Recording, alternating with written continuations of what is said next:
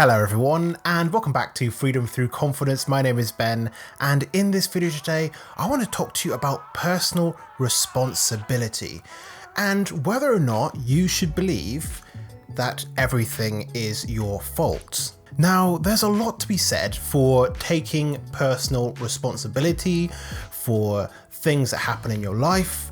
There's a lot to be said for exercising your personal power and taking individual action to achieve your goals and other outcomes in your life. And just to be clear right off the bat, of course, you should take responsibility for your actions and for your reactions. But as tends to happen with self-help, it often can go too far. And I'm talking about the versions of self-help where they tell you that you should believe that everything that happens in your life is your fault. Now, there's going to be some people that are going to kind of interject and say, well, no, obviously they don't mean like everything, right?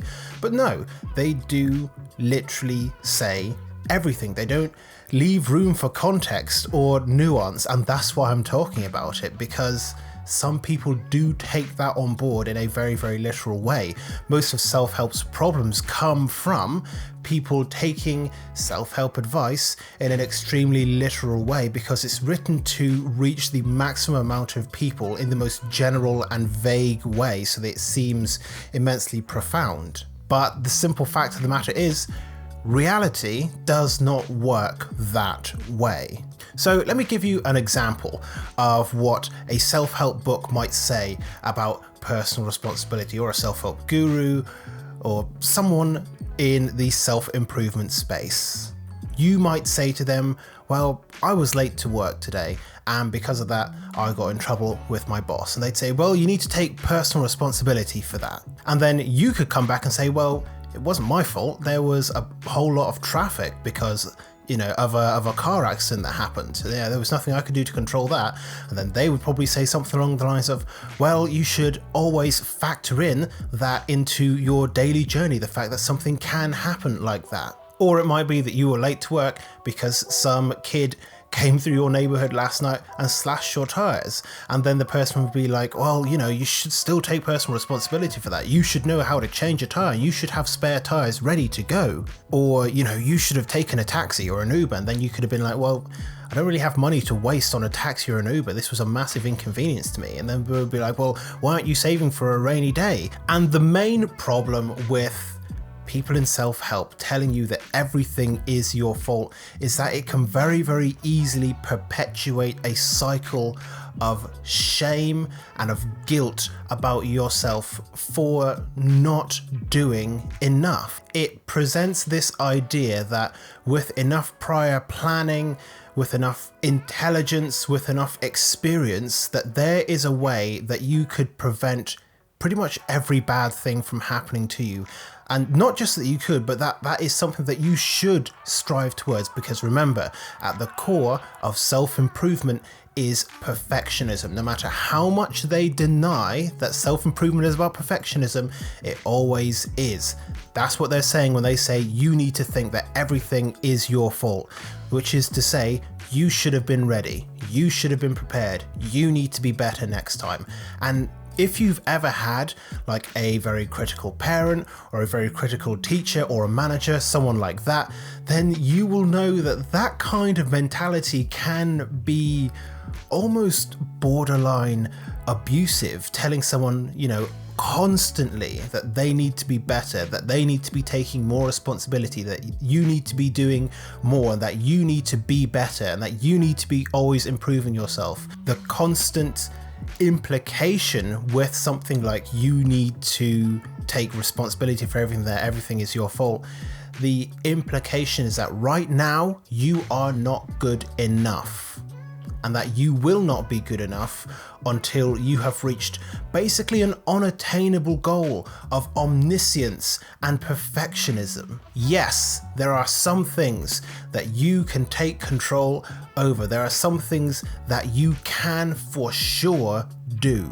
but there are also life circumstances and things that are going on in the world and politics and society and culture and the economy, and there's so much of the world that we are not in control of, and because of that the unexpected can happen. There are some things that we simply can't prepare for, and there's even some things that we can prepare for that even if we do take personal responsibility for how we act or react to a situation, we just don't know until that situation arrives. You can prepare. I could prepare myself in every single way possible for the eventuality that someone close to me is going to die, because I'm 26 years old and I've been blessed to not have anyone in my life who is important to me pass away, and I know that it's going to happen eventually. And as much as I can prepare for that situation, it could come out of the blue, it could blindside me, it could be someone who is so close to me that it is a huge unraveling of my life. It could affect me in ways that I just don't know.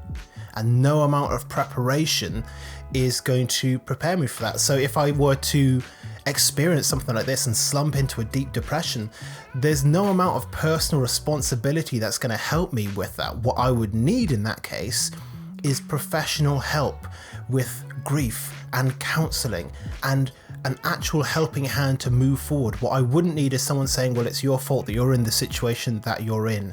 And I'm not saying that every self-help guru is telling you this, but when it's presented without nuance and without any kind of context, then it just seems like it's a rule that you have to apply to your life 100% of the time, and I just think that's toxic and not helpful to you at all. So of course there are some things that you can exert personal power over, and there are some things that you should take responsibility for, but you also need to be compassionate towards yourself in recognizing that there are certain things that are going to happen to you in your life, certain things you'll experience that are going to make you feel powerless, and that they are going to take you by surprise, and that no amount of preparing or personal responsibility can protect you from the emotional or mental impact of whatever that situation is. So instead of this idea of full responsibility, 100% accountability for everything,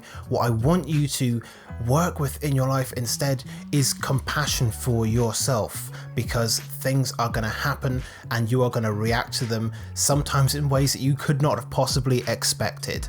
And compassion for yourself is what will allow you to make it through those times. So that's all I've got to say for this video today. Personal responsibility, yes, sometimes, but for all the other times, self-compassion is what will get you through that, not blaming yourself and making yourself feel like you are the cause of every bad thing that's happened to you. That's just going to lead you down to all sorts of dark places. So I hope you found this video useful. Let me know your thoughts and questions in the comment section down below. Don't forget to subscribe to the channel if you're new here. I post a video every single day all about confidence and life advice for the average Joe. So if that's what you're into, make sure to subscribe to the channel, leave a like on the video. And for now, this video is over, and I look forward to seeing you in future videos here on this channel very soon.